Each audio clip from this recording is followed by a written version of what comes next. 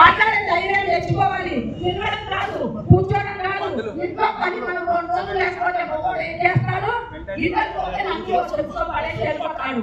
మన ఆడవాళ్ళకు 4 రోజులు లేకపోతే ఇల్లు వాటిని దూరం ఎలా చేసుకుంటామో మన డంపియాలు కూడా అలా పరిశుభ్రంగా ఉండాలని, మన ఊరు మన పల్లెలు చుట్టుపక్కల పల్లెలన్నీ మనం పరిశుభ్రంగా ఉండాలి. మన అడిగంతా పచ్చదనంతో మనం కూడా 10 కాలాలు పచ్చగా ఉండాలంటే డంపియాలు మన ఇంటికి మన ఊరికి రాకుండా చేసుకోవాలి. అందుకని ఇంత పోరాడుతున్న ఈ అన్నదమ్ములకు అక్క చెల్లెలకు మనం సహకరించాలి. ఇంకా కూడా చాలా మంది రావాల్సి ఉంది. మరి ఏ రకంగా అయితే వస్తారో మనం అది కూడా తెలుసుకొని మెల్లగా మనం ఒకటి కౌంటర్ వేయాలి. ఆ కౌంటర్ ఏదైతే మరి అందరూ పైలకి వస్తారో అదొకటి ప్రయత్నం చేయాలి. తప్పుడో తప్పో ఈ మాట నేను ఎందుకు చెప్తున్నా అంటే రమ్మంటే పిలిస్తే బొట్టు పెట్టే రారు. మనం ఏదో ఒక రకంగా అందరినీ రప్పించే ప్రయత్నం చేయాలి.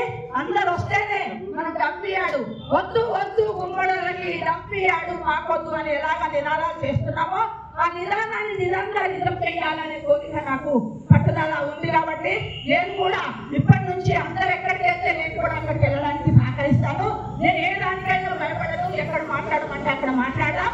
ఇది ఎవరి వ్యక్తిగతంగా కాదు, మన అందరి కోసం. పార్టీ తరం కాదు, కాంగ్రెస్ బీజేపీ తెలుగుదేశం కాదు.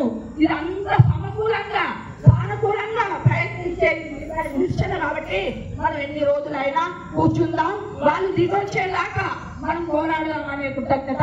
నాకు ఇచ్చిన ఈ టైపు చేయడానికే వాళ్ళు కూడా అవకాశం చూస్తున్నారు. ఏ పార్టీ పరంగా కాదు, ఏ ఆడపిల్లలు మగపిల్లలకు తేడా లేకుండా మనం ఈ రోజు ఆడపిల్లలకి ముందుకు అడిగేస్తే ఏ పనైనా అవుతుందని వాళ్ళు కూడా అవకాశం ఇచ్చారు. కాబట్టి మనం ఎంతవరకు ఉన్నామో మహిళా శక్తి ఎంతవరకు శక్తి లేని ఏ పని చేయలేము అభిప్రాయంలో ఉండాలి.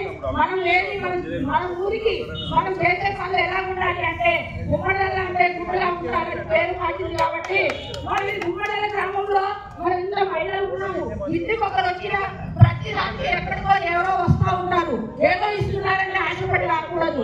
ఎందుకంటే నేను ఈ రోజు ఫస్ట్ వచ్చి ఇలాంటి మాట్లాడుతున్నానని అనుకోకూడదు. నాకు అనుకూలంగా కుదరలేదు కాబట్టి నేను రాలేకపోయాను. నేను వచ్చినందుకు ఈ అవకాశం నాకు ఇచ్చినందుకు చాలా పెద్దలందరికీ నేను ధన్యవాదాలు తెలుపుకుంటూ మరి 32 రోజుల నుంచి కూర్చున్న వాళ్ళందరికీ కూడా నేను ద్వాదశి నమస్కారాలు తెలుపుకుంటున్నాను. కాబట్టి మనం ఇంకా ఎంత కొనసాగినా సరే 100 రోజులు కాదు 1000 రోజులైనా సరే మన గుమ్మల గ్రామంలో డంపియాడు రాకుండా చేయాలని మన పట్టుదలతోటి మన అన్నలు తమ్ముళ్ళు లెక్కలు చెల్లెలు అప్పలు ముసలు ముడుగులు అందరూ వచ్చి కూర్చున్నాడానికి కూడా అవకాశం ఉంది.